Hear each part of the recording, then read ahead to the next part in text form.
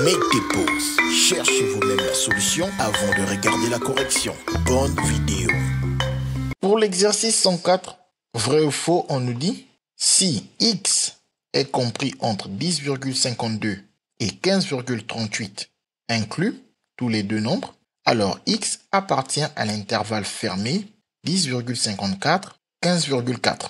Donc ceci ici représenté et ce alors nous font comprendre que pour répondre vrai à cette question, il faut que tout nombre que l'on prend entre ces deux nombres, donc tout nombre x que l'on prend entre 10,52 et 15,38 doit appartenir à l'intervalle 10,54, 15,4 pour pouvoir conclure que cette implication est vraie. Quand vous avez du si, alors on appelle ça une implication. On se sert souvent d'une flèche avec deux traits comme ça ou un grand trait pour la représenter. Une proposition P implique une proposition Q que l'on peut aussi dire si on a la proposition P, alors on peut conclure qu'on a la proposition Q. Donc la première proposition est la P et la deuxième proposition est la Q.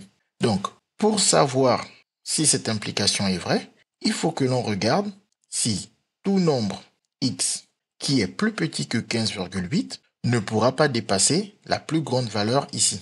Donc déjà on a des nombres, donc on peut penser à faire une droite, mais vu la valeur qu'on donne à ces nombres, on ne pourra pas la graduer correctement. On va juste se contenter de mettre ces nombres du plus petit au plus grand. Donc on fait une droite, on cherche lequel est le plus petit de ces nombres, on voit qu'il s'agit du 10,52. Donc on met ici le 10,52 et ensuite vient le nombre 10,54. Puis vient le nombre 15,38, bien évidemment, on a dit on ne respecte pas de graduation. Et enfin vient le nombre 15,4, qui n'est rien d'autre que 15,40, pour bien mettre en avant le fait qu'il est plus grand que 15,38. Mais on va juste l'écrire 15,4. Et ensuite, on prend le premier ensemble de nombres et on va le mettre en avant. Donc ici, ces inégalités larges, inférieures ou égales, nous permettent de mettre des crochets fermés. On assure jusqu'au nombre 15,38. Et pareil, comme on a une inégalité large, on peut mettre des crochets fermés au niveau de 15,38. On va faire la même chose pour l'autre ensemble, qui commence en 10,54. Et comme les crochets sont fermés, on conserve exactement le même crochet que l'énoncé. Puis on assure jusqu'à 15,4. Et on ferme le crochet dans l'énoncé, comme dans l'énoncé.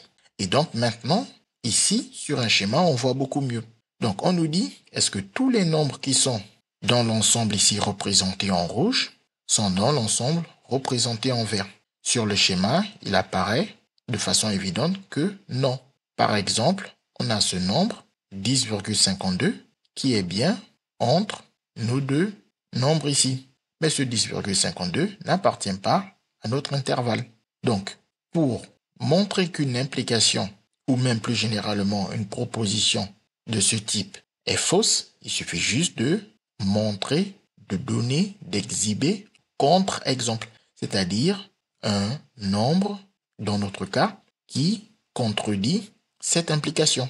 Donc le contre-exemple qu'on peut prendre, c'est 10,52. Si vous avez des problèmes avec la borne de l'intervalle, vous pouvez même prendre un nombre qui est entre les deux.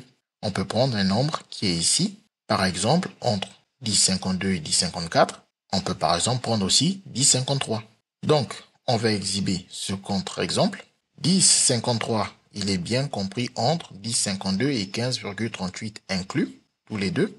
Mais 10,53 n'appartient pas à l'intervalle 10,54, 15,4. Il n'est pas compris entre ces deux nombres, ce qui prouve que cette implication est fausse. On a donc trouvé la solution à la question de cet exercice. CQFD, ce qu'il fallait découvrir. Les mathématiques, ce n'est pas juste la mémorisation de l'application de cours. Ça nous aide à comprendre le monde qui nous entoure et à prendre des décisions.